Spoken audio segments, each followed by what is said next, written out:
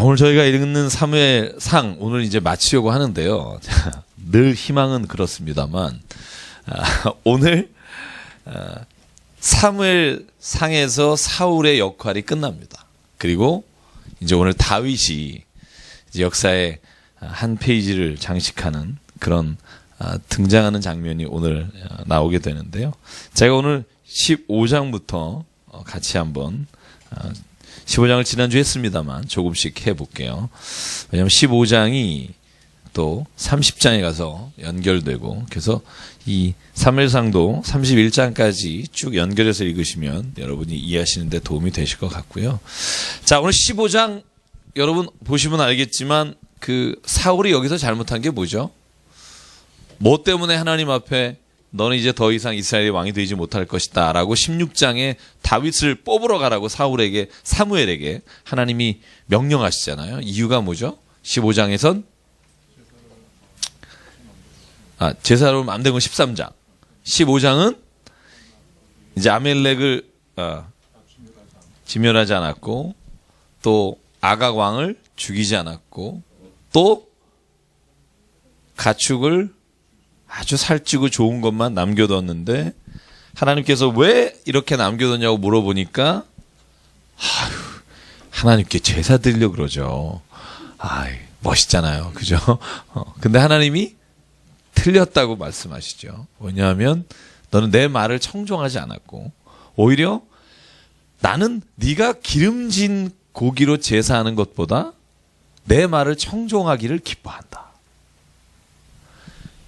저는 이게 진짜 부모의 마음이라고 생각해요. 만약에 진짜 부모가 아니라면 자식이 가져오는 것으로 인해 좋아하겠지만, 만약에 정말 자녀를 키우는 부모라면 자녀가 이것을 어디서 가져왔는지, 또 이것을 훔쳐서 한 건 아닌지, 만약에 그렇다면 이것을 차라리 가져가라라고 말하는 게 진짜 부모의 마음이겠죠. 그래서 오늘 아말렉을 진멸했으나 남겨둔 것 때문에 하나님께서 왕으로 세운 것을 후회한다 이렇게 말씀하십니다. 그런데 15장 24절 제가 지난주에 말씀드렸죠.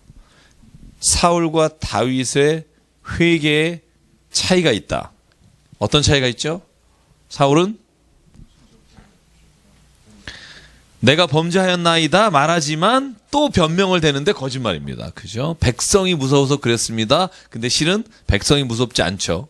왜냐하면 14장에 보면 백성이 무서운 사람이 블레셋을 진군할 때 너네들 밥도 먹으면 안 된다 금식시키고, 오히려 자기 아들 요나단이 꿀 먹은 것 때문에 그 아들 죽이려고 하고, 이런 사람이 백성이 무서워서 이 양과 소를 죽이지 못했다고 말하는 건 거짓말이다. 그러니까 하나님 앞에 범죄했습니다라고 말하면서도 또 계속해서 거짓말을 하는 것.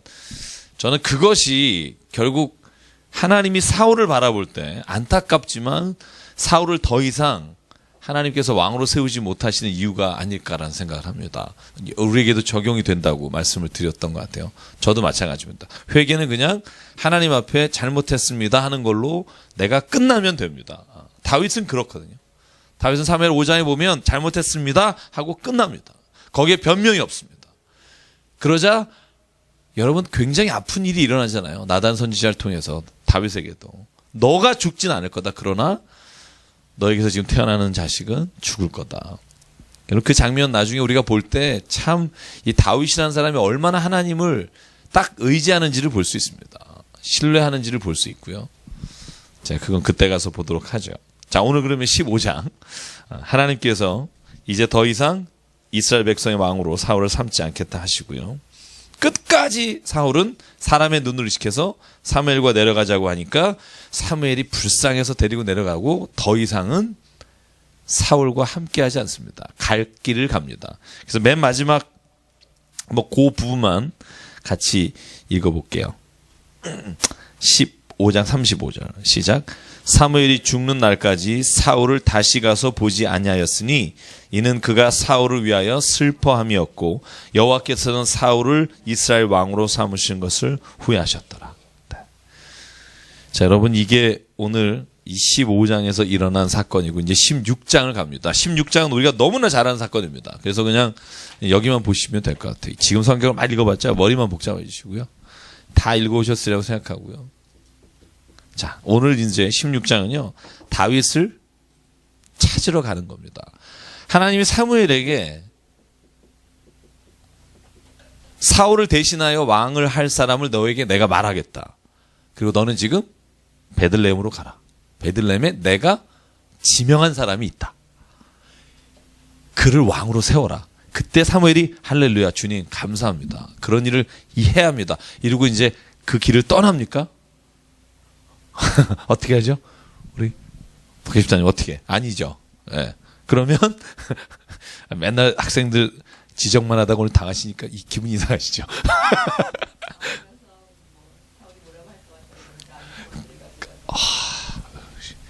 역시 성경을 좀 잘 읽으시네요.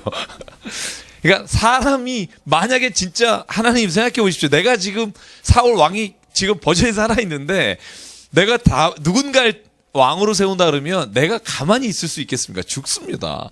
그랬더니 하나님이 지혜를 주시죠. 제사 드리러 가라. 그래서 베들레헴에 이르거든 제사를 한다고 말하고 그 이세 집에 가면 그 제사하는 중에 내가 너에게 왕으로 세운 자를 보여줄 것이다. 그래서 베들레헴에 제사를 드리러 갑니다. 그리고 평강이 있을지어다 라고 말하고 이세의 가정을 하나님이 사무엘을 통해 제사 앞에 제단 앞에 세우십니다. 여러분 그때 맨 첫 아들이 지나갑니다. 이름이 누구죠? 엘리압 아닌가요? 둘째인가요? 얘가? 이 엘리압이 지나갈 때 다윗이 다윗이 아니라 사무엘이 어떤 마음을 가져요? 이 사람입니다. 왜냐하면 거기 한번 볼까요? 얘가 어떻게 생겼는지. 자, 16장 6절 볼게요. 시작. 그들이 오매 사무엘이 엘리압을 보고 마음에 이르기를 여호와의 기름 부으실 자가 과연 주님 앞에 있도다 하였도다. 여호와께서 사무엘에게 이르되 그의 용모와 키를 보지 말라. 내가 이미 그를 버렸노라. 내가 보는 것은 사람과 같지 아니하니 사람은 외모를 보거니와 나 여호와는 중심을 보느니라 하시더라. 자, 사무엘이 딱 보니까 와 엘리압이 용모가 장난이 아니에요. 그죠? 왜 이런 생각을 가졌을까? 사무엘이 사울을 봤을 때 사울이 다른 사람보다 목 하나가 크잖아요. 머리 하나가 크고 사람이 보기에 정말 장수같이 생긴 사람. 이 엘리압이 그런 사람입니다. 용모와 키를 보지 마라. 그런데 사무엘이 보기에 야 사울과 너무 비슷하다. 용모가 너무 건장하다. 그래서 엘리압을 하나님께서 분명히 왕으로 세우실 것이다 라고 했을 때 하나님 말씀하시는 거죠. 외모를 보지 마라. 하나님은 중심을 보신다. 자, 저는 이 말씀이 참 더 은혜가 됩니다. 그죠? 외모를 보셨다면. 그죠? 네? 여기 커피 좀 드려야지 왜 안 드렸어 커피를. 여러분들 다 아름다우십니다. 오늘 10월의 마지막 밤 아름다운 밤이에요. 옆에 분하고 한번 얘기해 볼까요? 아름다우십니다. 아름다우십니다. 우리 주일날 하듯이 아름다우십니다. 네, 아름다우십니다. 네, 여러분 어디 가서 들어요? 그냥 여기서 서로 그렇게 해요. 교회니까 서로 또 욕 안 하니까. 그죠? 저도 목회하는 이유 중에 하나가 이런 소리를 교회에서만 듣기 때문에 가정에서도 못 듣는 얘기를 네?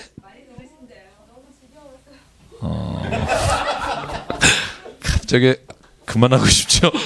공부 우리 교회는 좀 이게 문제예요. 우리는 중심을 안 보고 다. 이 말이 굉장히 중요한 게요. 하나님이 모든 사람에게 이런 마음을 가지고 계시다는 거죠.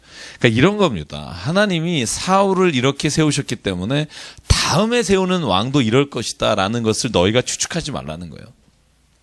만약에 교회를 한다거나 내 가정 일을 할 때 하나님이 나에게 이런 일을 하셨어요. 그러면 다음에 나에게도 이런 일을 하실 거라고 계획하지 말라는 거예요. 하나님의 계획은 당신의 계획과는 다를 수 있다. 하나님의 지혜로움이 너의 지혜로움보다 훨씬 더 크시다.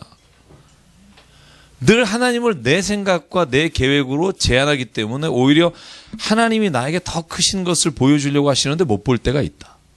제가 어저께 CBS 촬영할 때 제가 5분 칼럼을 한 가지를 그걸 했어요. 뭘 했냐면 제가 기도하다 회개하는 게 있었어요. 하나님의 때에 대해서 자꾸 제가 제 때를 고집하는 것을 늘 생각하게 돼요. 그러니까 하나님은 This is time. 하나님의 때를 찾게 하시는데 저는 내가 생각하는 타이밍이 이때가 기가 막힌데 왜 하나님 안 하시지? 그런 생각을 들 때가 굉장히 많았더라고요. 그러니까 이런 거예요. 만약에 사업을 하시는 분이면 하나님 지금 하나님이 나를 함께 하셔야 됩니다. 그리고 만약에 결혼을 앞둔 자매님들 같으면 하나님 이 사람이 진짜 나의 사람이 되기를 원합니다. 이렇게 자기가 원하는 타이밍과 사람에 대한 기대가 있잖아요. 제가 어떤 본문을 읽으면서 그랬냐면 창세기 16장에 보면 아브라함이 이삭을 하나님께서 주실 거라는 약속을 받잖아요. 근데 25년 기다렸잖아요. 근데 실은 86세, 그러니까 75세에 받고 85세, 한 10년 정도 있을 때 아이가 안 생기니까 사라가 아브라함에게 말하죠. 뭐라고 말해요? 당신의 여종을 통해 아들을 낳아라. 하나님이 그걸 원하시나 보다. 그래서 하갈을 취하잖아요. 임신하자마자 무슨 일이 일어나요? 하갈은 사라를 멸시하고 사라는 거기에 울컥해서 아브라함에게 말하죠. 저 여자 내쫓자. 그러니까 아브라함이 어떻게 해요? 내쫓죠. 그 브엘라 헤로이라. 그래서 하나님께서는 고통당하는 그 하갈의 음성을 들어주시는 장소 브엘라 헤로이라는 이름이 거기에 생기고요. 제가 가만히 봤어요. 그러면 아브라함이 왜 불행하거나 걱정이나 근심이 있을까? 하나님이 때를 맞춰주지 않았어였을까? 근데 읽다 보니까 느낀 게 뭐냐면요. 하나님이 그 때를 안 주셔서가 아니라 만약에 아브라함이 하나님의 말씀을 믿고 그게 100세든 120세든 아들을 주셨다면 하갈과 이스마엘로 인해 그 가정이 전쟁을 끝까지 하는 일들이 없었을 거라는 거죠. 하나님의 때라고 내가 늘 말하면서도 내가 생각한 때에 안 이루어지니까 그걸 하나님의 때가 이때다라고 내가 스스로 결정한 일 때문에 여러분 아브라함이 얼마나 많은 고통을 이스마엘과 하갈을 통해 그 자손에게도 입히는지 모릅니다. 그래서 그런 기도를 했어요. 하나님께 기도할 때 하나님 제게 주신 게 그런 음성이었어요. 뭐냐면 기철아 나는 너에게 최고의 기회와 타이밍을 기대한다. 주려고 한다. 네가 욕심내지 마라. 네가 생각하는 것으로 인해 내 때를 계획하거나 만들지 마라. 저는 그게 지난 한 주간 제가 CTS, QT를 쓰면서 제게 주신 하나님의 큰 마음이었던 것 같아요. 그러니까 저는 오늘 이 다윗을 세우는 장면도 그래요. 다윗을 세울 때 사무엘은 과거에 사울을 세웠던 그 기억이 있으니까 사무엘이 나빠서가 아니라 옛날에 그 기억으로 엘리압을 왕으로 세우셨는 것 맞죠? 할 때 하나님이 아니다라는 거죠. 그리고 나서 두 번째 아들 지나갑니다. 이름이 뭐죠? 아비나답이죠. 네, 아비나답. 여러분 재밌습니다. 재밌는 게 아니라 성경이 어렵습니다. 왜? 아비나답은 누구의 아들이죠 또? 이름 많이 나와요. 누구의 아들이죠? 여러분 혹시 기억 안 나십니까? 사무엘상 31장에 보면 사울의 세 아들이 죽잖아요. 그죠? 이름이 누구냐 하면 첫째 아들은 여러분 너무나 잘 알죠. 요나단. 둘째 아들이 누구예요? 아비나답이에요. 다윗의 둘째 아들하고 똑같습니다. 이름이. 여기 셋째 아들은 누구죠? 삼마잖아요. 그죠? 셋째 아들이니까 삼마. 넷째는 사마. 다섯째는 오마. 왜냐하면 넷째부터 이름이 안 나와요. 여섯 번째 육마. 아마 제 생각으로는. 별로 동의 안 하시는 얼굴이라. 여기는 셋째 아들이 누구냐면 말기수아죠. 여러분 그 사무엘상 31장에 보면 이 세 사람이 한날에 죽잖아요. 이걸 그 사울이 같이 죽어요. 길보아산 전투에서. 그래서 요나단과 아비나답과 말기수아가 죽고 사울은 부상당해서 그 이후에 죽잖아요. 자기가 스스로 자결합니다. 그래서 이름이 아비나답 비슷하고 아히멜렉도 3명이 나와요. 아히멜렉 우리가 아는 사람 누구죠? 이제 좀 이따 나오는 사람 아히멜렉과 85명의 제사장. 그죠? 그죠? 그 다음에 또 누구가 아히멜렉이죠? 나중에 다윗이 요압을 세우고 아비새를 세우고 그죠? 그 자기네 군대 장관 주로 요압이 이름이 나옵니다만 그때 아히멜렉과 아비새와 요압이에요. 세 사람이에요. 그래서 아히멜렉이라는 이름도 굉장히 흔해요. 제가 말씀드리고 뭐냐면 이름이 너무 흔한 이름들이에요. 예수님이라는 이름도 흔한 이름이에요. 여호수아, 예수님, 그 다음에 호세아 다 같은 뜻이에요. 그죠? 발음만 조금씩 히브리어에서 점만 다르기 때문에 다 구원자란 뜻이에요. 그래서 성경을 볼 때 여러분이 그래서 제가 여기 성경 퀴즈 1등 하신 분 있어요. 저희. 네. 물론 지금 하나도 기억이 안 나고 하시는데. 그래서 이 세 사람이 지나가요. 근데 하나님이 응답 안 하십니다. 그죠? 그래서 다 7명이 지나갔는데도 하나님이 도저히 얘기 안 하십니다. 근데 마지막에 너가 아들이 더 없느냐 할 때 지금 저기 들에서 양을 치고 있는 막내가 있는데 걔는 아니올시다. 야, 이거 여러분 아빠가 아니래잖아요. 이세가 아니래요. 자기 그 아들은 아니래올시다. 근데 사무엘이 요청하죠. 그 아들도 오라 그래라. 그 아들을 볼 때 하나님이 하신 말씀이 있어요. 볼게요. 자, 16장 11절부터 12절 읽을게요. 같이 읽겠습니다. 시작. 또 사무엘이 이새에게 이르되 내 아들들이 다 여기 있느냐? 이새가 이르되 아직 망대가 남았는데 그는 양을 지키나이다. 사무엘이 이새에게 이르되 사람을 보내어 그를 데려오라. 그가 여기 오기까지는 우리가 식사 자리에 앉지 아니하겠노라. 이에 사람을 보내어 그를 데려오매 그의 빛이 붉고 눈이 빼어나고 얼굴이 아름답더라. 여호와께서 이르시되 이가 그니 일어나 기름을 부으라 하시는지라. 13절 같이 읽을게요. 시작. 사무엘이 기름 뿔병을 가져다가 그의 형제 중에서 그에게 부었더니 이날 이후로 다윗이 여호와의 영에게 크게 감동되니라. 아멘. 하나님의 영이 그에게 크게 감동됩니다. 저는 이게 하나님을 체험한 사람에게 있는 은혜입니다. 그죠? 하나님의 영이 우리에게 감동하시면 우리가 예전에 알고 있던 또 내가 지식으로 하나님을 막 깨닫기를 원하는 그거와는 다른 차원의 경험이 있게 돼요. 하나님의 영이 임하시는 경험은 내가 머리를 쓰거나 아니면 성경을 알므로 인해서 하나님을 알아가는 게 아니라 하나님을 그냥 팍 만나게 되는 거예요. 그래서 저는요, 성경 공부는 하나님을 만나서 하나님으로부터 내게 삶의 지혜와 내 삶을 인도하시는 걸 체험하기 위한 과정일 뿐이지 성경 공부가 우리를 구원해 주지 않습니다. 제가 늘 말하지만 성경은 몰라도 구원받습니다. 왜 성경 공부를 하느냐? 성경 공부를 한다는 건 내 삶에서 어떠한 상황이 일어나거나 어떤 일이 일어났을 때 성경 안에서 하나님이 이렇게 하신 일을 기억하기 위함입니다. 그리고 하나님께서 나에게도 이 상황과 이때 하나님의 뜻을 따라 살 수 있기를 기대하는 마음으로 성경을 읽어야 합니다. 그래서 성경은 지식이 아니라 저는 성경은요, 성령의 감동으로 읽어야 합니다. 그게 제가 읽는 성경 방법 중에 가장 중요한 방법이라고 생각을 하고요. 여러분, 그러고 나니까 오늘 사울이 약간 정신병이라고 해야 되나요? 우울증이라고 해야 되나요? 제가 성경을 보면서 사울의 병명을 한번 생각해 봤어요. 여러분, 사울의 병이 뭐 같아요? 이제 16장부터 뭐 26장까지 계속 사울이, 그죠? 제가 볼 때 약간 조울증, 아주 극심한 조울증 내지는 아니면 약간 정신병? 제정신이라면 이렇게 할 수 없을 것 같아요.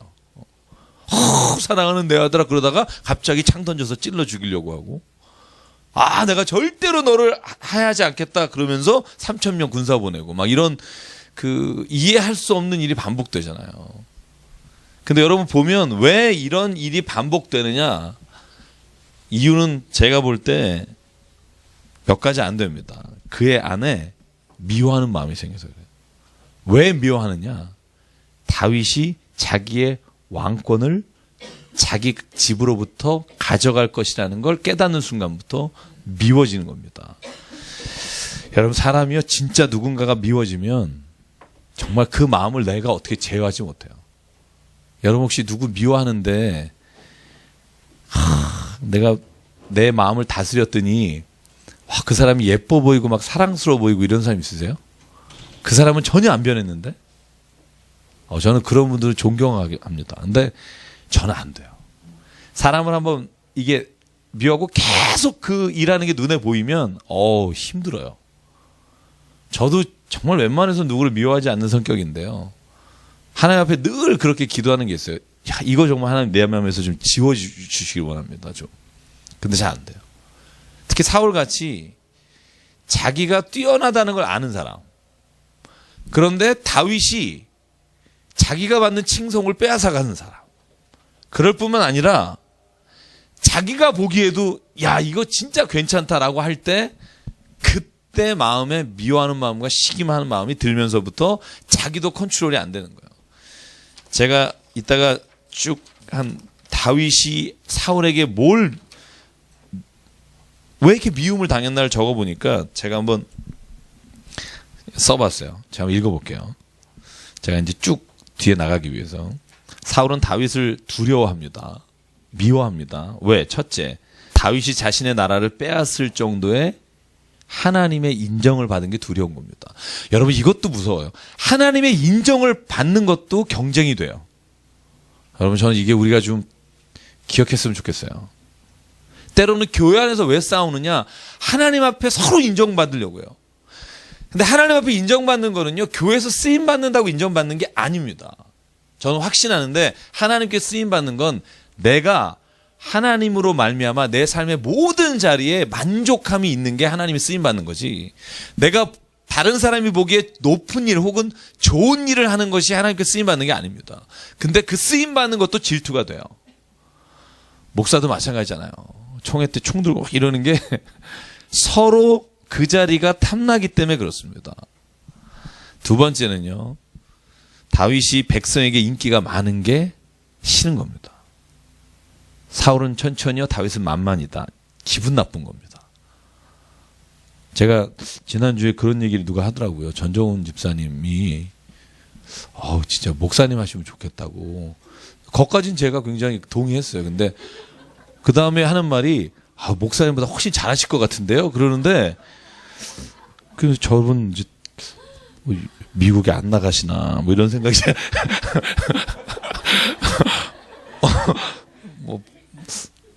해외에서 오라고 안 하시나 뭐 이런 생각 갖게 되고. 그러니까 이 사람이요, 그 사람이 어느 정도까지 칭찬받는 건 제가 동의할 수 있는데 자기하고 비교를 해서 말을 할 때 때로는 그게 자기가 누가 뭐라고 해서가 아니라 혼자. 사울이 그런 거예요. 사울 어쩌고저쩌고 한 게 아니라 그냥 다윗이 천부장 할 때도 전쟁 나가서 승리하고 그가 뭘 할 때마다 너무 잘하니까 사울이 그 자체가 싫은 겁니다. 세 번째는요.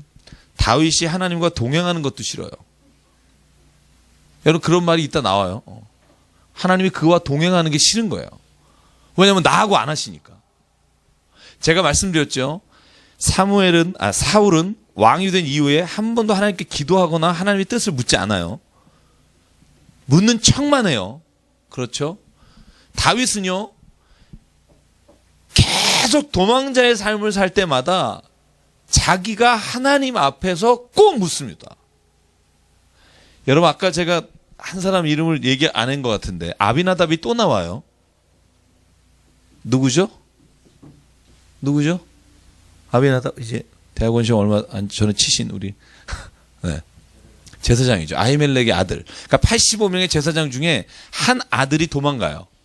그죠? 노베서 그죠? 도액이 죽이잖아요. 에돔 사람 도액이 다 죽일 때 이 아비나답이 도망가요. 그리고 다윗에게 찾아왔을 때 다윗이 아비나답을 제사장으로 세웁니다. 그 이름도 또 아비나답이에요. 그래서 아비나답을 계속 옆에 있으면서 아비나답이 에봇을 가지고 다니면서 우림과 둠밈으로 하나님의 뜻을 계속 물어봐요. 하나님 아비멜렉을 내가 추격해야겠습니까? 추격하는 게 좋겠습니까? 라고 묻죠. 그죠? 하나님께 꼭 묻습니다. 저는 이게 진짜 하나님과 동행하는 사람, 그 동행하는 사람의 표적은 뭐냐면 하나님께 꼭 묻는 겁니다. 기도하는 겁니다. 분명히 이건 내가 하면 된다라고 생각해도 기도하는 겁니다. 하나님의 뜻을 묻는 겁니다. 저는 그게 다윗과 사울을 구분짓는 가장 큰 구분선이라고 생각하는데, 근데 제가 이제 이걸 말했잖아요. 그러면 이제 이거를 제가 한번 여러분에게 말씀드려 볼게요. 그러면 다윗이 이러이러한 것을 가지고 있는 게 사울이 미움의 대상이고 시기의 대상이고 질투의 대상인데요. 요거를 만약에 사울이 마음만 바꾸면 완전히 다른 축복이 돼요. 이런 사람이 자기의 수하에 있다는 것을 자기가 좋아하게 되면 여러분 이 사람이 가지고 있고 누리고 있고 할 수 있는 능력이 내게 배가가 되는 겁니다. 저는 그 마음을 어떻게 가질 수 있냐면 저는 그게 하나님이 주시는 마음이라고 생각해요. 저는 만약에 사울이 그렇게 생각을 바꿨다면 얼마나 좋아요. 자기의 집안에 자기에게 수금으로 귀신을 쫓아주는 사람이 옆에 있을 뿐만 아니라 하나님과 동행하고 나갈 때마다 전쟁에서 승리하고 백성이 너무 좋아하는 사람이 곁에 있다는 것을 축복으로 내가 여기고 그를 사랑할 수 있다고만 한다면 여러분 이거보다 더 큰 축복은 없어요. 그런데 이걸 내가 시기하는 마음을 가지면서부터는요, 여러분 사울도 저는요, 사울이 얼마나 불쌍해요. 정말 불쌍한 건 사울이라고 생각해요. 다윗은 도망자이지만 그러나 자기가 도망하면서도 하나님과 함께하면서 그 어려운 순간마다 주님의 동행하심을 받잖아요. 사울은요, 자다가도 벌떡 일어나서 쫓아다녀요. 3,000명 끌고 다니고. 근데 그 마음에 미워하는 마음이 있어요. 여러분 이게요 사람을 죽이는 겁니다. 그래서 왜 그런 말 있잖아요. 때린 사람은 다리 못 펴고 자지만 맞은 사람은 다리 펴고 잔다고. 왜 미워하지 마십시오. 왜 여러분 남을 그렇게 시기하거나 원수 삼지 마십시오. 왜 그러냐면 성경이 그렇게 말합니다. 당신을 위해서. 당신을 위해서. 당신이 죽기 때문에. 제가 지난주일에 말씀을 드렸죠. 제가 무슨 얘기를 드렸냐면 교회에 예수 그리스도를 만나는 것 외에 다른 목적이 더 큰 사람은요. 그 사람이 불쌍한 사람이에요. 사업을 잘 하려고 교회에 나와서 이렇게 사람을 이렇게 찾는 사람. 혹은 교회에 나오면서 인간관계 쌓으려고 하는 사람. 교회에 나와서 높아지려고 하는 사람. 그 사람이 나빠 보이는 게 아니라 그 사람이 불쌍한 거예요. 왜냐하면 진짜 교회 안에서 만나서 우리가 하나님으로부터 받을 일이 그건데 그것은 없어지고 다른 것이 주 목적이 되는 거 불쌍한 사람이에요. 저는 사울이 불쌍합니다. 왜냐하면 우리가 사울이 이 마음만 바꿨다면 얼마나 큰 복을 받을 걸 알기 때문에. 여기서 16장이 지나서 사울이요. 다윗이 자기의 집에 이제 귀신이 들 때마다 악령이 임할 때마다 수금을 타서 그를 내쫓는 자로 다윗을 삼게 되고요. 자, 17장부터 우리가 너무나 잘 아는 말입니다. 자, 17장에 여러분 너무나 잘 알기 때문에 제가 길게 설명드리지 않고요. 이건 뭐 교회 안 다니는 사람도 아는 얘기인데 뭐 여러분이 이걸 모르겠어요. 다윗과 골리앗, 그죠? 신문에도 이렇게 자주 인용되는 게 없어요. 그건 골리앗 앞에 다윗이다. 뭐 이런 거 타이틀을 뜰 때 많아요. 그죠? 뭐 그냥 짧게 얘기하면 그런 겁니다. 형들이 전쟁터에 나가 있고요. 지금 엘라 골짜기에서 전쟁이 시작됩니다. 아주 블레셋의 가드 사람, 그죠? 골리앗이 6척, 우리나라 말로요. 그죠? 3m 정도 되는 사람이 너네 한번 나와라, 붙어라. 내가 이기면 우리가 전쟁에서 너희에게 다 넘겨주겠다. 근데 아무도 못 나오고 벌벌 떨 때 그때 간 사람이 누구냐면 도시락을 싸가지고 형에게 밥을 주려고 갔다가 다윗이 보면서 흥분한 이유가 뭐예요? 골리앗의 말입니다. 하나님을 모욕하는 말. 그러니까 다윗은요, 형을 뭐 상하게 하거나 이런 게 아니라 하나님을 모욕하는 사람의 말에 그가 전쟁에 뛰어들 수밖에 없는 상황이 됩니다. 자, 한번 볼까요? 17장 10절. 자, 이 골리앗이 하는 말입니다. 자, 중무장하고 나와서 읽어볼게요. 시작. 그 블레셋 사람이 또 이르되 내가 오늘 이스라엘의 군대를 모욕하였으니 사람을 보내어 나와 더불어 싸우게 하라. 그냥 대놓고 그러는 거죠. 내가 너네 모욕하는데 하나님을, 너네들은 어떻게 군대를 모욕하고 하나님 모욕하는데 안 나오냐? 이런 거죠. 그런데 아무도 거기에 나가지 않습니다. 우리 13절에 보면 엘리압, 아비나답, 삼마, 이게 20살 넘은 이 아들 3명은 다 전쟁터에 가 있는 겁니다. 그런데 밥을 들고 17절, 18절에 보면 치즈 10덩이와 떡 10덩이를 가지고 음식을 하러 간 다윗이 그걸 듣는 겁니다. 그러니까 다윗이 불끈합니다. 자, 그러면서 다윗이 선언합니다. 내가 이제 저 할례 받지 않은 자를 가만두지 않겠다라고 전쟁에 나가려고 합니다. 그때 제일 말리고 욕한 사람이 누군지 아십니까? 28절에 엘리압입니다. 제가 이걸 보면서 또 한 가지 깨달은 게 있습니다. 때로는 신앙에 있어서 가장 걸림돌은 가족입니다. 가족입니다. 네.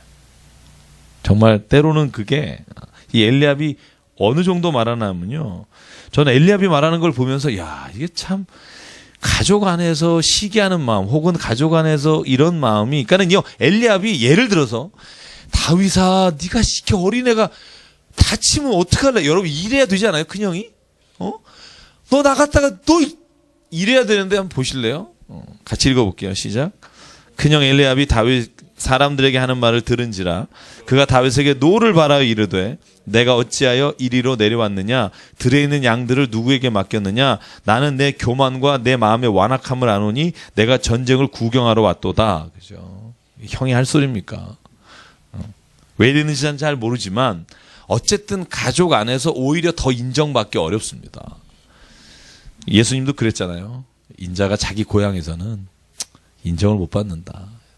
여러분 가정에 혹시 그런 거 있으면 그냥 그렇게 인정하십시오. 혹시 내가 신앙이 열심히 생활하는데 아유 네가 무슨 뭐 이러면 인자가 고향에서는 이거 당연한 거다. 이렇게 하면서 여러분 스스로를 예수님과 같이 추스리십시오. 저는요. 저도 목사인데 안 그러면 못 살겠어요. 제가 이렇게 막 일을 하다가 여기서 우리가 기도하고 그런 거 하면 되지 뭐 이러면 저희 아니가 저 이렇게 쳐다봐요. 그러면서 참 정말 그래서 가족에게는 그게 잘 안 돼요. 어떤 때 저만 그러나요? 왜 이러는 걸까요? 분위기 저만 그래요? 그래서 때로는 이게요. 그런 생각이 들어요. 진짜 교회 안에서 우리가 그죠? 서로 이렇게 신앙 안에서 세워주는 것이 가정에서도 되면 얼마나 좋을까. 그래서 가정이 신앙으로 하나가 되는 게 참 중요한 것 같아요. 왜냐하면 내가 교회에서도 주의 일을 하면서도 가정에서도 내가 똑같이 행할 때 그게 아무런 거리낌이 없게 되면 너무 좋은데 내가 다른 모임에 갔을 때 내가 신앙으로 사는 것에 대해서 인정받지 못하면요. 내가 또 거기에 맞게 행동을 해요.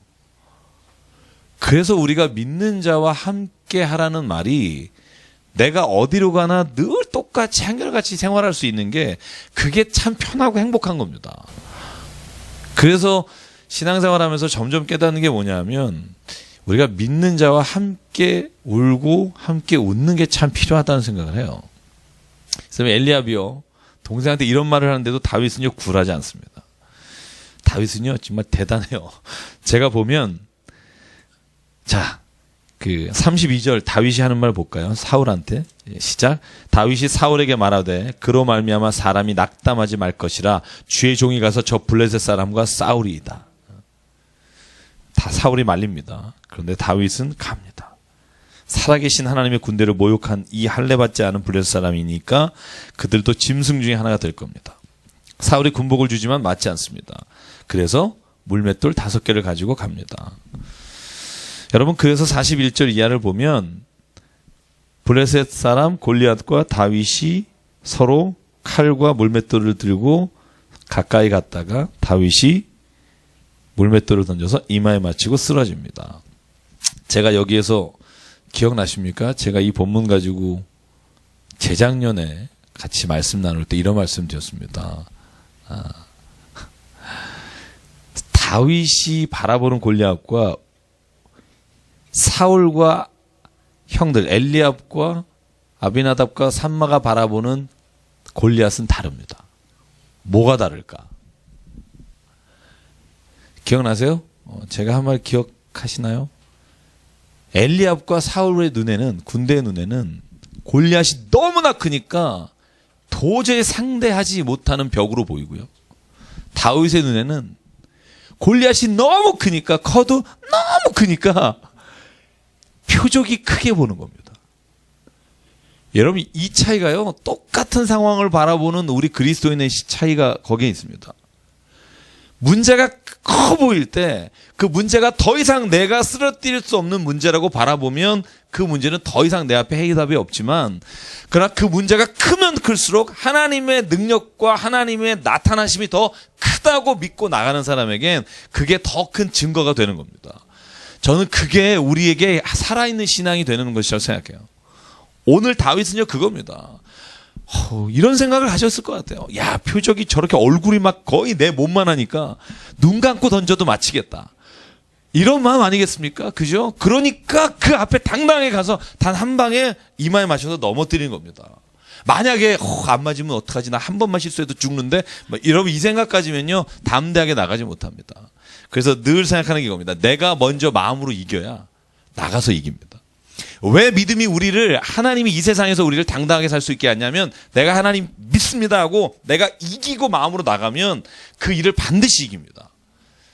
제가 지금 청년들 중에 몇 사람 시험 보거나 아니면 뭐 이렇게 두렵고 힘들어하는 친구도 있어요. 그래서 제가 이 친구들 만나서 얘기를 했어요.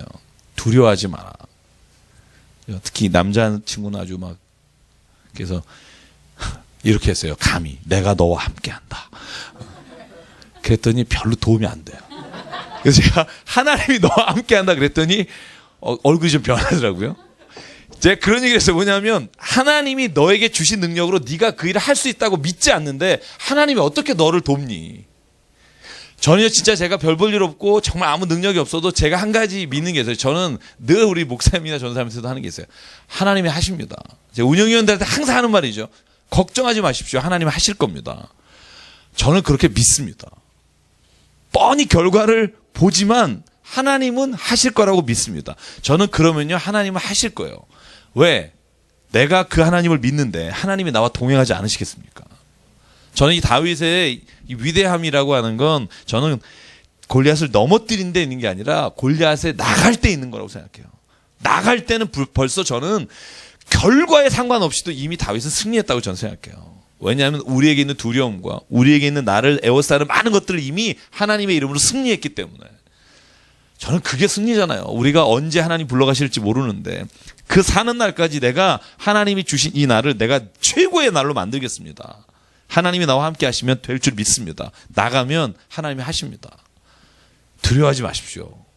어차피 인생요 어떻게 사나 하나님이 준비해 주시는 그 시간을 사는 거고요. 그 이상의 사는 것은 우리에게는요 욕심입니다. 내가 할 수 있는 만큼을 주실 거고 주신 것이 내게 하나님 맡겨주신 일이고 저는 그렇게 믿으니까 세상 힘든 일 없어요. 그러면서도 가끔은 떨릴 때도 있습니다만 뭐 그게 또 우리의 그죠 연약함이잖아요. 그죠? 성령이 우리의 연약함을 아시나니 오늘도 우리를 위해 말할 수 없는 탄식으로 우리를 위해 기도하십니다. 로마서 8장 29절. 저는 이 말씀 믿습니다. 그죠? 연약하죠. 그런데 선언하는 겁니다. 연약한데도 내가 하나님을 믿으니까 선언하는 거예요. 그러면 그 선언하는데 하나님이 입을 지켜주시고 내가 말한 것을 하나님이 들으십니다. 그래서 저는 입으로 우리가 말함으로 구원에 이른다. 그죠? 우리가 시인함으로. 그래서 저는 저와 여러분이 그렇게 말을 했으면 좋겠어요. 늘 당신의 말이 당신을 바꿉니다. 저는 그렇게 믿고요. 우리가 그렇게 믿기를 원하고요. 그래서 47절 볼까요? 또 여호와의 구원하심이 칼과 창이 있지 아니함을 이 무리에게 알게 하리라. 전쟁은 여호와께 속한 것인지 그가 너희를 우리 손에 넘기시리라. 여러분 이게 다윗의 고백입니다. 전쟁은 우리 게 아니고 하나님 겁니다. 내가 비록 장수로 나갈지 모르나 그 전쟁은 하나님의 전쟁입니다. 여러분 이 믿음이 있으면 모든 삶의 자리에서 우리가 때로는 연약할 수 있지만 이길 수 있다고 믿고요. 그래서 오늘 17장 55절에 보면 사울이 다윗이 블레셋 사람을 향해 나가는 걸 보고 승리하는 걸 보고 이가 누군지 묻습니다. 아브넬에게. 근데 약간 여러분 약간 넌센스가 있죠? 그죠? 왜 있죠? 16장에 이미 만났잖아요. 그죠? 그렇죠. 악령이 들었을 때 다윗이 수금을 탔잖아요. 근데 오늘 여기 보더니 쟤가 누구냐? 이렇게 지금 묻잖아요. 그죠? 이 청년이 누구의 아들인가? 그죠? 제가 그 주석을 찾아봤어요. 그랬더니 몇 가지가 있는데요. 제가 그냥 여러분에게 그냥 일거는 드릴게요. 첫째, 정신질환으로 사울이 똑같습니다. 헤어진 다윗을 못 알아봤을 확률도 크다. 두 번째, 사울은 개인적으로 다윗을 잘 몰랐을 수 있다. 여러분 광해 보면요, 왕과 대화할 때 이 발을 내리잖아요, 그죠? 감히 얼굴을 쳐다보며, 그리고 뭐 수금을 타겠나이다 이러면서 이렇게 그러지 않잖아요, 그죠? 멀리서 이렇게, 그죠? 보통, 그죠? 저 광해 보면서 참 많은 걸 배웠는데, 저는 화장실도 그 안에서 하는 걸 처음 봤어요. 영화 안 보셨어요? 성경도 안 읽고 영화도 안 보고. 어쨌든 그래서 많은 학자가 그런 표현을 해요. 사울이 개인적으로 다윗을 1대1로 알 정도로 수금을 타는 사람이, 그런데 무기 드는 자였으니까 알 수 있지 않았겠느냐, 또 이런 말이 있어요, 그죠? 그래서 세 번째는요, 사울이 개인적으로 잘 모르기 때문에 설마 자기의 수금을 타는 그 다윗이 이런 큰 일을 해낼 거라고 생각하지 못했기 때문에 누구냐고 물어봤을 수 있다라는 겁니다. 그리고 또 하나의 해결을 하려고 하는 사람은 이제 성경을 우리가 연대기적으로 보지만 때로는 순서가 바뀐 것들이 있습니다. 그죠? 여러분이 읽다 보면 앞에 사건이 뒤에 있기도 하고요. 그래서 두 사건 사이에 간극이 있지 않았을까, 앞뒤가. 근데 저는요, 이 중에 어떤 것이든 그냥 성경을 있는 대로 보기를 원합니다. 그래서 사울이 어쨌든 그 전쟁에서 승리한 다윗을 정말 놀라는 마음으로 오늘 누구냐라고 묻고 아브넬을 통해 그 다윗이 누구인지를 자세하게 알게 되는 과정이라고 보고요. 그 다음에 이제 18장에 보면, 자, 여기서부터 사울이 다윗을 군대 장관으로 세우고 천부장으로 세웁니다. 18장 5절 군대 장으로 세우고 13절 천부장으로 세웁니다. 그런데 또 그 사이사이에 이렇게 자기의 신임을 받는 수하로 두면서, 자, 한번 볼까요? 그 18장 11절에 보면 같이 읽어볼게요. 그가 스스로 이르기를 내가 다윗을 벽에 박으리라 하고 사울이 그 창을 던졌으나 다윗이 그의 앞에서 2번 피하였더라. 그죠? 참, 이걸 제가 그 영어적 표현하면 사이코. 그죠? 그래, 왕으로, 장군으로 세워라. 그리고 이렇게 던지고. 이게 계속 반복돼요. 어쨌든.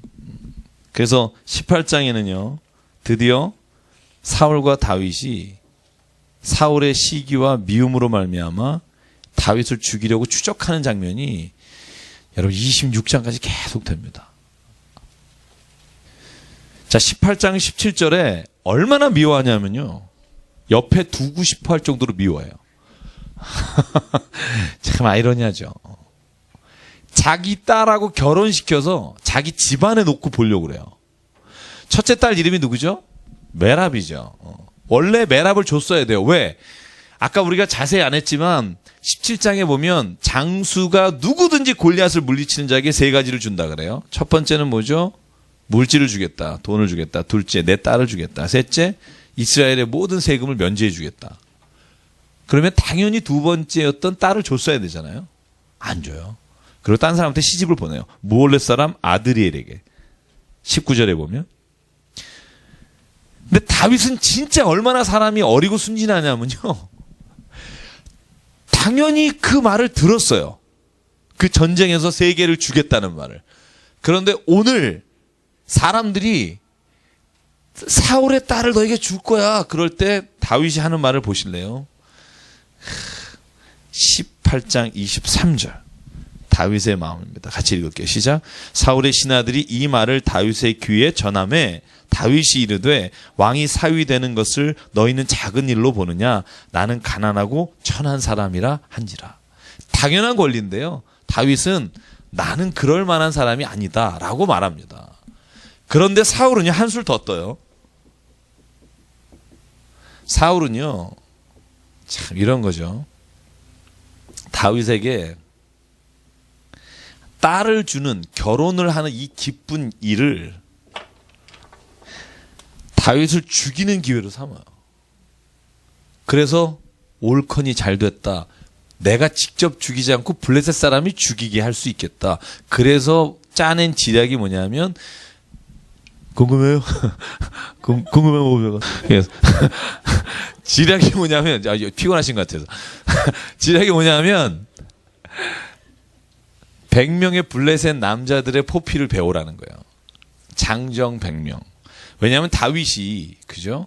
용모가 아주 키가 크거나 그런 사람이 아니기 때문에, 분명히 100명의 사람을 포피를 구하려고 하다가 죽을 것이다. 그런데요, 예상과 달리 200명의 포피를 가져와요. 그러니까 고민하죠. 왜? 첫째 딸은 시집 보냈고 둘째 딸 하나 있는데 어떡할까? 근데 때마침 미갈이 다윗을 좋아해요. 근데 사울이 그걸 어떻게 생각하는 줄 아세요? 참, 이 사울이요. 그걸 내 딸이 좋아하니까 이게 아니라 그걸 다윗을 죽일 수 있는 기회라고 생각해요. 자, 18장 28절과 29절에 보면 딸 미갈이 다윗을 사랑합니다. 그러니까 사울이 강조하는 거 봐요. 시작. 29절 시작. 사울이 다윗을 더욱 두려워하여 평생의 다윗의 대적이 되니라. 딸까지 좋아하네 이제. 이 뒤에 보면 딸이 얼마나 좋아하냐면 아빠를 속이고 다윗을 도망 보낼 만큼 좋아하네. 그러니까 더 미운 겁니다. 여러분 정말 이 장면 보면서 어쩌면 이렇게 우리하고 비슷한지, 저하고 비슷한지. 자, 19장 볼게요. 19장에 보시면, 자, 드디어 딸이 아버지를 배신합니다. 제가 딸 있는 아버지로서 참 이런 장면 볼 때마다 마음이 아파요. 그래요? 다윗을 죽이려고 합니다. 근데 딸이 그 사실을 알고 다윗을 밖으로 도망 보냅니다. 그리고 나서 그 침대에 뭘 두죠? 우상이라고 돼 있죠. 그죠? 우상을 뒀다. 그리고 염소의 털로, 그죠? 위장을 했습니다. 야, 여기서 우상이 뭘까? 여러분, 우상. 우리가 창세기 31장이죠. 그죠? 삼촌 라반의 집에서 야곱이 갔을 때 라헬이 그 집에서 도망 나오면서 가지고 나온 게 있죠. 그게 뭐죠? 드라빔입니다. 이 드라빔이라는 게 가족의 우상이에요. 그래서 여러분 누지라고요. 이 굉장히 중요한 그 토판입니다. 여러분 이 메소포타미아에 누지라고 하는 곳이 있어요.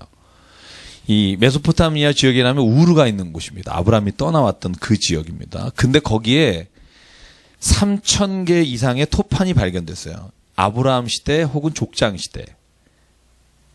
그리고 이스라엘의 그 시대에 발견된 토판에 이 드라빔에 대한 이야기가 있고요. 가족에 대한 이야기가 있고요. 그래서 창세기나 이 족장과 이 왕의 시대와 비교할 만한 고대 문서가 이 누지에서 발견됐습니다. 그래서 성서 고고학에서 아직 발견되지 못한 걸 여기에서 찾으면 서로 발견할 수 있는데 이 누지 문서에서 나온 것 중에 하나가 뭐냐 하면 드라빔에 관한 거예요. 드라빔. 우리가 드라빔을 성경에서 잘 알 수가 없어요. 그냥 가지고 나왔더라 우상이다라고만 알고 있는데 거기에 보면 이렇게 기록돼 있어요. 뭐냐 하면 이 드라빔이라고 하는 것이 크기가 여러분 라헬은 어디에 숨기고 나오죠? 낙타 안장에 숨기고 나오죠. 그죠? 그렇게 작은 것부터 사람 몸 크기만한 것까지 있어요. 그리고 드라빔이 또 하나 누지문서에서 발견된 거에 의하면은요. 이 드라빔을 가지고 있는 사람이 상속권이 있어요. 그러니까 성경 안에는 그게 자세히 없는데 여기에는 이 드라빔이라고 하는 것 자체가 가지고 있는 사람에게 상속이 우선권이 있고 그리고 크기가 다양하고 그래서 여기에서 나오는 드라빔이 우상이라고 되어 있는 게 드라빔이 아닐까. 그러니까 여러분 미갈이 그 침대 안에 이불 속에 드라빔을 넣어놓고 염소털을 해놔서 사울이 깜짝같이 속아서 다윗이 도망가는 거죠. 그죠? 그리고 이렇게 생각했죠. 내가 딸 잘못 키웠다. 내가 진짜 원수 같은 애를 도망 보내고 아버지를 속였다는 그것. 그래서 미갈을 바로 딴 남자에게 결혼을 시킵니다. 저도 이렇게는 안 돼야 되겠는데 보십시오. 다윗은 라마로 도망가요. 18장에 보면 18절에 보면 그리고 이 라헬이 아니죠. 미갈은 다른 남자에게 결혼을 보냅니다. 여러분 이제 여기서 봐야 될 건 제가 이제 지도 좀 한번 보여드릴게요. 전사님 지도를 한번 보여주실래요? 제가 이 19장부터 26장까지는요. 제가 여러분에게 지도를 보면서 지도가 어떤 지도냐면요.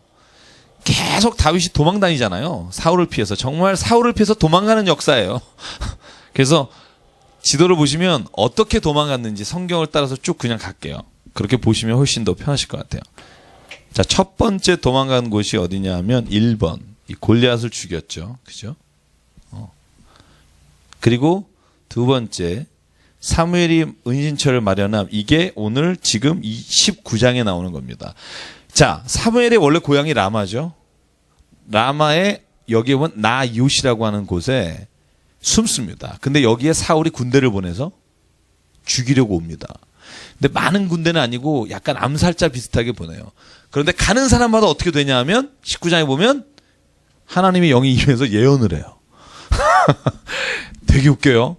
죽이러 보냈어. 그러면 딱 만나서 사무엘에 가서는 성경 어떻게 되는지 아세요? 예언이란 단어가 아니라 나비란 단어가 나오는데 여기 이렇게 번역을 해요. 하나님의 영이 임해서 춤을 추고 그가 황홀한 경지에 들어갔다. 이렇게 번역하는 성경이 많아요. 그러니까 하나님의 영이 임해서 그냥 이렇게 나사 풀린 애처럼 이러고 다니는 거예요. 사울이 보내는 족족 그러니까 사울이 직접 가잖아요, 마지막에. 근데 사울에게도 뭐가 애매해요? 하나님의 영이 임해서 그가 나사 풀린 상태로 이렇게. 보실래요? 자, 19장 24절만 볼게요. 옷을 벗고 사무엘 앞에서 예언을 하며 하루 밤낮을 벗은 몸으로 누웠더라. 그러므로 속담에 이르기를 사울도 선지자 중에 있느냐 하니라. 그러니까 사울이 지금 다윗을 죽이러 갔다가 하나님의 영이 임해서 오히려 예언하고 하나님의 말씀을 막 얘기하면서 옷 벗은 상태로 이렇게 황홀경에 하루를 지내는 거예요. 근데 이 옷을 벗었다 할 때 원어는 겉옷을 벗은 겁니다. 속옷 벗은 게 아니고 겉옷만 벗고 이렇게 발음이 안 되죠. 그렇죠? 그 다음에 어디로 갑니까? 자기의 소년들과 함께 아히멜렉이 있는 노브로 갑니다. 그렇죠? 그게 20장이에요. 보실까요? 아, 요나단이 돕는 게 20장이구나. 21장에 나오고요. 자, 여기 뭐 20장은 우리가 그냥 넘어갈게요. 다윗이 요나단과 너무 친하잖아요. 그래서 요나단이 다윗을 살려주려고 합니다. 그러니까 우리 아버지가 그러진 않을 거다. 그러면서 이 초하루에 만약에 다윗이 식탁에 있지 않으면 아버지가 물어볼 텐데 아버지에게 지금 베들레헴에 다윗이 갔습니다라고 말할 때 자식이라고 화를 내면 너를 죽이려고 하는 거고 만약에 걔가 갔니? 보내라 그러면 아버지가 너를 해하려고 하지 않는 거다. 그런데 해보니까 어떻게 돼요? 이놈의 새끼 그죠? 하고 싶은 거 다 했네. 그래서 다윗을 죽이려고 하는 걸 알고 요나단이 다윗에게 도망가라고 합니다. 자, 그 장면 여러분이 보시면 알 수 있습니다. 자, 20장 8절만 읽을게요. 다윗의 마음이 이런 겁니다. 저는 이 말 읽으면서 굉장히 은혜를 받았는데요. 20장 8절 같이 읽을게요. 시작. 그런즉 바라건대 내 종에게 인자하게 행하라. 내가 내 종에게 여호와 앞에서 너와 맹약하게 하였음이니라. 그러나 내게 죄악이 있으면 내가 친히 나를 죽여라. 나를 내 아버지께로 데려갈 이유가 무엇이냐 하니라. 그러니까 다윗이 말합니다. 내가 죄가 있다면 네가 날 죽여라. 그러나 난 진짜 너의 아버님을 해야 할 이유가 없다. 사울이 요나단에겐 그래요. 다윗이 날 죽이려고 한다. 그죠? 우리의 왕권을 뺏고. 그런데 다윗은 말합니다. 하나님이 너와 나 그리고 아버지와 나 사이에 판단자가 될 것이다. 그리고 요나단이 보내줍니다. 그래서 여러분 화살 쏘는 거 아시죠? 화살을 쏴서 그죠? 화살 줍는 애가 요 앞에 떨어뜨려서 야, 네 앞에 있다 그러면은 네가 괜찮으니까 오라는 거고 그 화살 줍는 애 뒤로 저 멀리 쏘면 야, 화살이 저기 있다라고 말하면 너가 도망가라. 그래서 도망을 갑니다. 그래서 간 곳이 어디냐? 이제 21장의 노비라는 곳입니다. 이 아히멜렉. 제가 지난주에도 잠깐 설명드렸지만 이 아히멜렉이 다윗에게 음식을 주고 골리앗에 칼을 줍니다. 그것으로 인해 85명의 제사장이 죽게 되고 살아남은 게 아비나답이 다윗의 곁에서 제사장의 역할을 합니다. 그래서 21장에 보면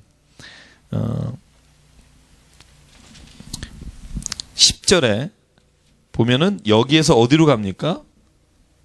자, 4번으로 갈게요. 어디로 도망가죠? 여기선 모압에서 부모를 위하여서 피난처가 됐다고 돼 있는데요. 실은 어디로 가냐 하면 그 아둘람 골짜기의 22장에 가기 전에 여기 가드 왕 아기스에게 갑니다. 이 가드가 여기거든요. 그러니까 실제로 여기는 지금 4번하고 여기에 플러스돼야 되는 게 있는데 가드 왕에게 가서 미친 척 하잖아요. 그죠? 침 흘리고 수염에다가 막 이래서 그가 겨우 살아나와요. 그리고 나서 그 아둘람 굴이라는 데 있죠. 제가 왜 들어갔다가 못 들어갔다는, 그죠? 성지 갔다가 여기 껴서 고생했다는 이 석회암 굴에 여기에 가서 22장에 숨습니다. 그런데 여기에서 부모님들과 가족이 다 이쪽으로 모이니까 다윗이 자기와 함께한 사람들 제외하고 가족은요, 모압 왕에게 부탁합니다. 제가 다시 이스라엘로 갈 때까지 지켜주십시오. 그리고는 아둘람 골짜기에 굴에 숨어 있을 때 아둘람 굴에 그와 함께하는 자가 빚진 자, 그죠? 배고픈 자가 400명이 그와 함께합니다. 그래서 22장에 보면 다윗이 혼자 소년들을 데리고 다니다가 이 아둘람이라는 곳에서 다윗과 함께 그 고통을 지내는 자들이 모이기 시작합니다. 그래서 왜 400명이 모이고 계속 다윗이 다닐 때마다 군사가 600명이라는 단어가 나와요.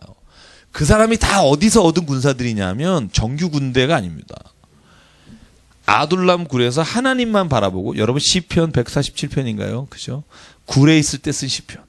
여호와여 나를 지켜주십시오. 여호와여 나를 인도해 주시오라고 기도하면서 이 아둘람 굴에 있을 때 400명이 모입니다.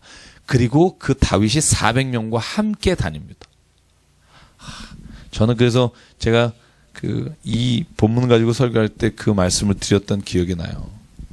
하나님은 때로는 우리에게 고난의 길이나 외로움의 길을 보내주실 때 그것을 그냥 고난과 외로움으로 끝나게 하지 않으십니다. 그 기간을 통해서 하나님은 이 다윗에게는 평생 같이 갈 400명을 붙여주신 거예요. 그가 왕이 된 이후에도 왕이 될 때까지 이 400명, 특히 나중엔 600명의 군사가 아말렉을 추적해서 이기는 것도 600명이었고요. 그중에 200명은 아파서 안 가지만 이 600명이 다윗의 모든 왕이 될 때까지의 동고동락하는 사람이 됩니다. 그래서 저는 이 아둘람 굴이 다윗에게는 도망간 장소였고, 이곳은 석회암 굴이 있는 곳이라 또 배고픈 곳이고 먹을 것이 없는 곳이라 이스라엘 군대나 사울이 여기에는 가지 않았지만, 그러나 이곳에서 하나님은 다윗과 함께할 사람을 준비하시고 보내주셨다는 거죠. 그게 저는 이 아둘람 굴에서 다윗이 받은 은혜입니다.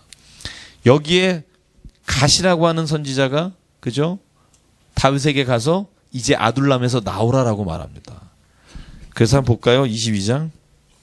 자, 22장을 보면 오늘 선지자 갓이 22장 5절입니다. 같이 읽을게요. 시작.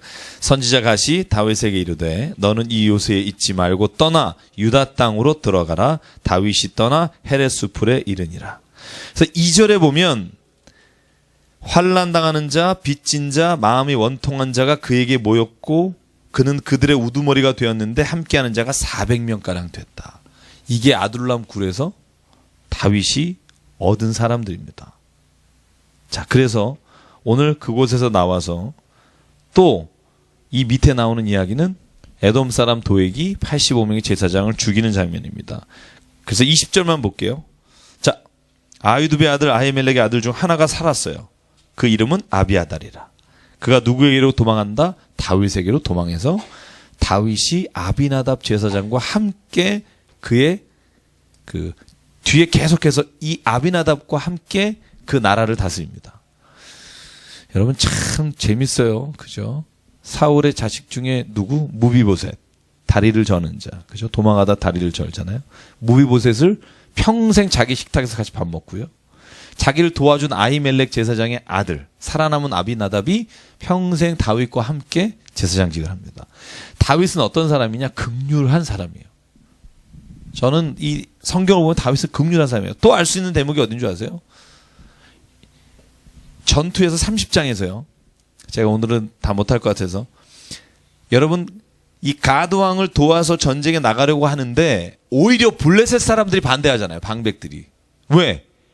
아니 이스라엘을 치러 가는데 이스라엘하고 같이 가면 얘네들이 뒤에서 우리를 죽이면 어떡하냐. 절대로 얘랑은 못 나간다. 전쟁 못한다. 그럴 때 아기스 왕이 설득하다 안 되니까 다시 돌려보내잖아요. 그래서 전쟁은 이 위에서 일어납니다. 길보아 산이 이 위입니다. 그래서 전쟁을 하다가 다시 시글락이라고 하는 이 아기스에게 받은 이 블레셋 지역으로 돌아왔을 때 아멜렉이 자기의 부인과 모든 사람을 데리고 가잖아요. 사무엘상 30장 읽어보시면 그때 그죠?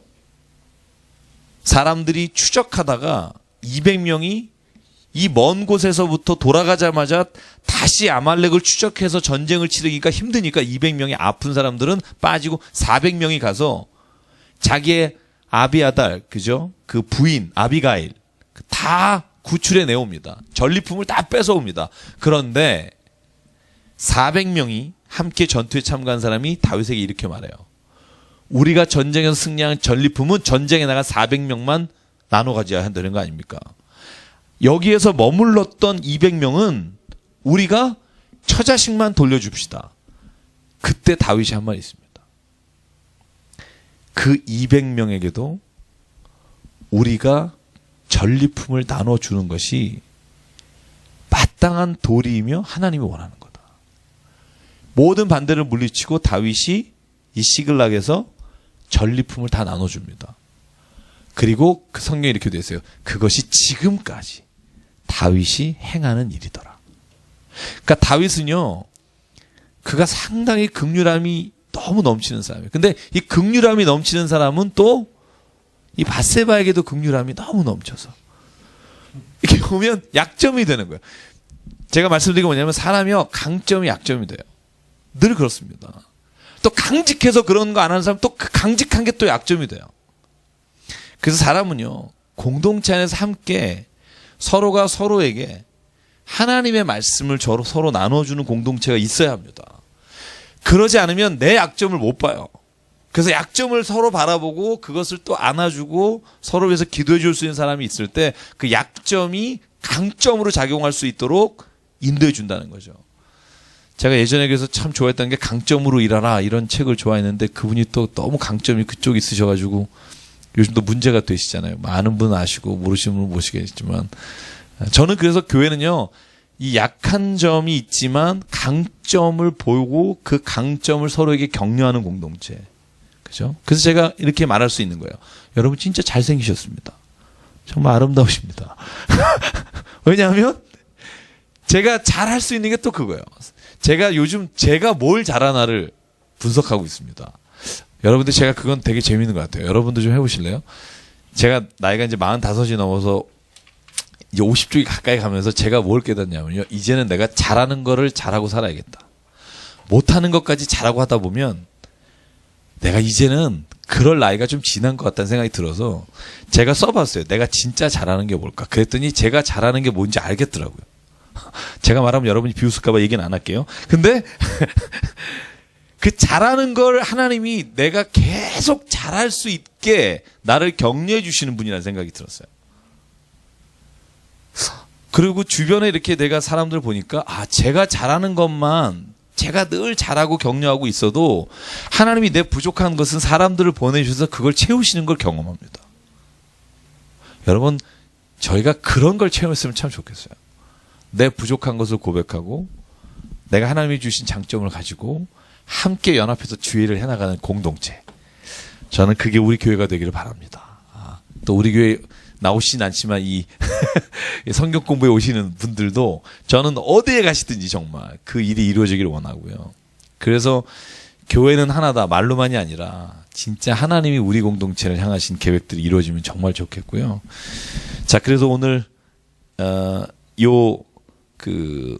그일라에서 요 그일라 일은 여러분 잘 아시겠지만 한번 좀만 더 할까요? 아니면 시간은 10분 남았는데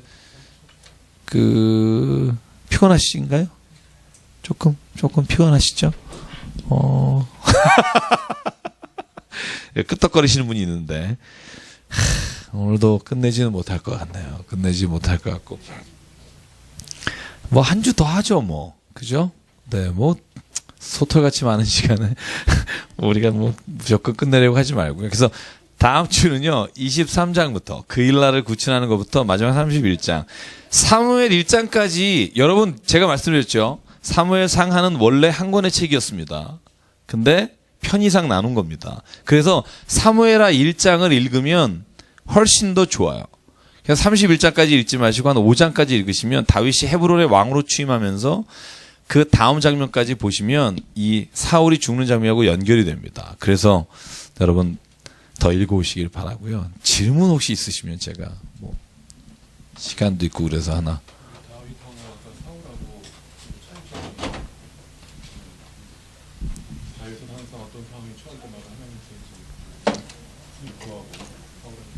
네.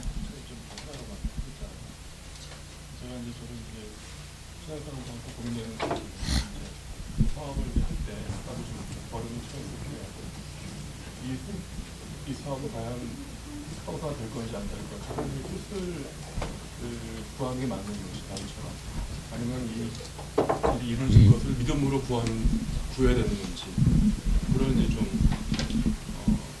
고민이 될 때가 좀 있고요. 그다음에 이제 사울이 하나님의 뜻을 구하지 않은 게 구해도 하나님의 뜻을 몰라서 안 구한 건지 아니면은 구했는데 하나님의 응답을 안 주신 건지. 자, 이제 여기 질문은 제가 같이 나눌게요. 그 질문 이런 겁니다. 첫 번째 질문은요.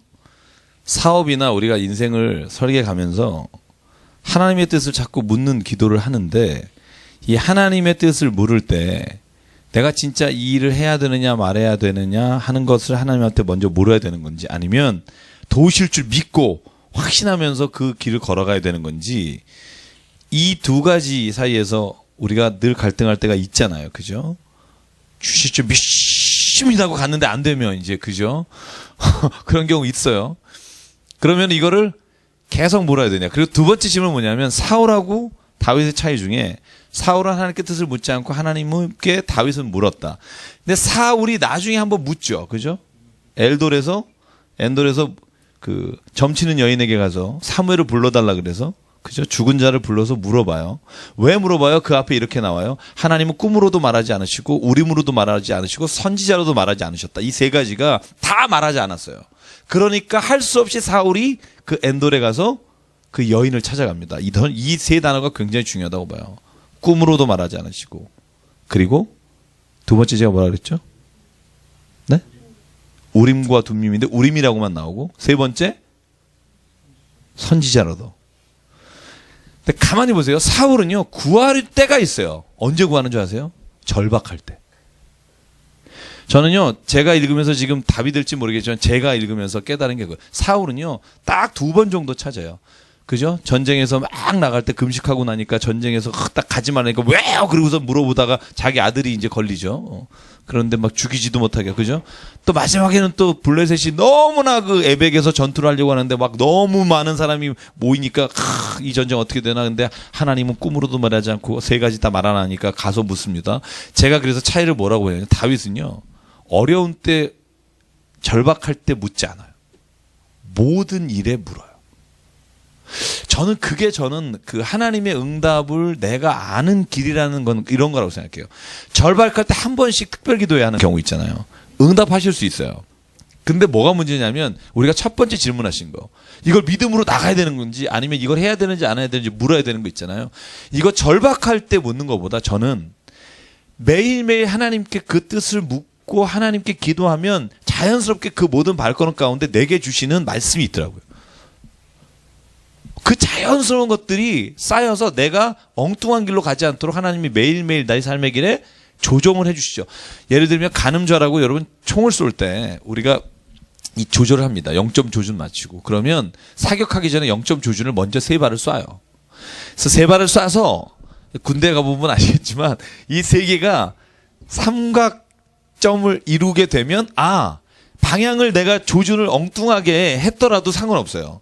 이 세 각도가 맞으면 내가 지금 이 조준이 됐다 안 됐다를 판가름할 수 있어요. 근데 만약에 이 조준점을 안 잡잖아요. 그리고 막 나가서 쏘면 잘못된 조준들은 계속 잘못 쏘는 거죠. 그래서 저는 늘 내 조준이 지금 정확한지를 아는 방법은 갑자기 사울처럼 막 전쟁에 급박했는데 막 안 되니까 그냥 뭐 잡는 게 뭐라고 가서 그냥 그 여자한테 막 묻는 이 장면을 보면서 저는 어떤 해답은 뭔지 드릴 수는 없지만 저는 이 사울의 삶의 자세가, 그리고 사울이 범죄할 때를 꼭 보면 사울은 범죄할 때 하나님 뜻을 안 물어요. 밧세바를 데려오라 그럴 때 성경에 이런 말이 없어요. 밧세바를 데려와도 되는지 하나님께 묻더라, 이 말이 없어요.